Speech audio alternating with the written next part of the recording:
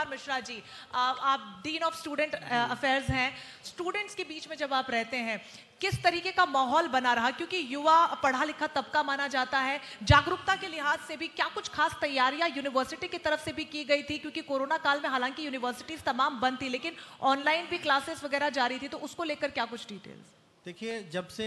Corona काल की शुरुआत हुई उस समय IFTM विश्वविद्यालय के जो 3 छात्रावास थे, उन तीनों छात्रावास को सोशल कॉज के लिए और जिला प्रशासन के निर्देश के अनुसार हमने क्वारंटाइन सेंटर में परिवर्तित करने के लिए हमने अपना योगदान दिया। और इसके साथ साथ चूँकि ऑनलाइन एजुकेशनल सिस्टम में हम पूरी तरीके से ट्रांसफॉर्म हुए, तो हम लोगों ने सारे मॉड्यूल्स वो डेवलप किए और इनफैक्ट अपने टीचर्स को भी फैकल्टी डेवलपमेंट प्रोग्राम के माध्यम से इतना ट्रेंड कर दिया कि कहीं से कहीं तक बच्चों का जो होलिस्टिक डेवलपमेंट है वो कहीं से कहीं तक सफ़र ना करे। और उसी कड़ी में अब चूँकि बच्चों के प्रैक्टिकल के एक्सपोजर को ध्यान में रखते हुए हम लोगों ने इस तरीके का किया कि एक वीक में किसी एक पर्टिकुलर ईयर को बुलाया और बुला करके हमारे वाइस चांसलर साहब के दिशा निर्देश में हम लोग स्पेशली प्रैक्टिकल पे ज़्यादा फोकस करते हुए, चूँकि थियरी का जो मैक्सिमम पार्ट है वो तो हम लोग ऑनलाइन कवर कर रहे हैं, लेकिन जो प्रैक्टिकल एक्सपोजर बच्चे को होना चाहिए उसके लिए हम लोग फिजिकल फॉर्म में बच्चों को बुला भी रहे हैं और सोशल डिस्टेंसिंग और मास्क ये सारी चीज़ें मैंडेटरी करते हुए हम लोग धीरे धीरे बढ़ रहे हैं। बच्चों में ज़रूर इस बात का था कि भाई कोविड है, कोविड के समय में कैसे आएंगे, लेकिन हम लोगों ने गार्जियंस की कंसेंट लेकर के और सारे प्रोटोकॉल्स जो गवर्नमेंट की एडवाइजरी है और हायर एजुकेशनल डिपार्टमेंट का जो इंस्ट्रक्शंस है वो सारी चीज़ें कंप्लाई करते हुए हम कैसे फॉलो करेंगे जिससे कोविड का बचाव हो सके और बच्चों में कहीं से कहीं तक कोई दिक्कत ना हो, तो इसको फॉलो करके हम लोगों ने स्टार्ट किया है। बिल्कुल, बहुत अच्छा इनिशिएटिव है। जहां पर लॉकडाउन के दौरान तमाम कॉलेजेस यूनिवर्सिटीज बंद रहे, तो वहां पर छात्रावास को आपने क्वारंटीन सेंटर बनाया और ये एक बहुत बड़ा पहल के तरीके से देखा जाएगा। अवैध साहब, आप भी जिस तरीके से यहाँ पर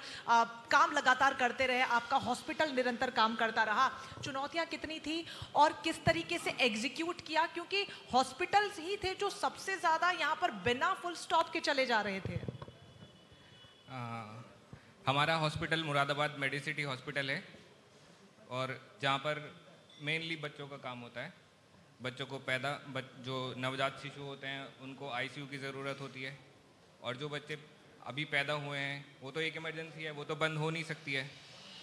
तो लगातार कोरोना गाइडलाइन को फॉलो करते हुए हमने अपना हॉस्पिटल जो है वो चलाए रखा, ओपन रखा। और जो बच्चों के वैक्सीनेशन है, अब जैसे बच्चों में कोरोना की जो मॉर्टिलिटी है वो कम है और बच्चों में इन्फेक्शन रेट भी कम है, वो इसलिए भी है, इसका एक पार्ट है कि बच्चों में दूसरे वैक्सीनेशन अभी हुए हैं, तो थोड़ा बहुत प्रोटेक्शन, क्रॉस प्रोटेक्शन उनको उधर से मिलता रहता है। तो हमने अपनी सारी सेवाएं जो है वो लगातार चलाए रखा।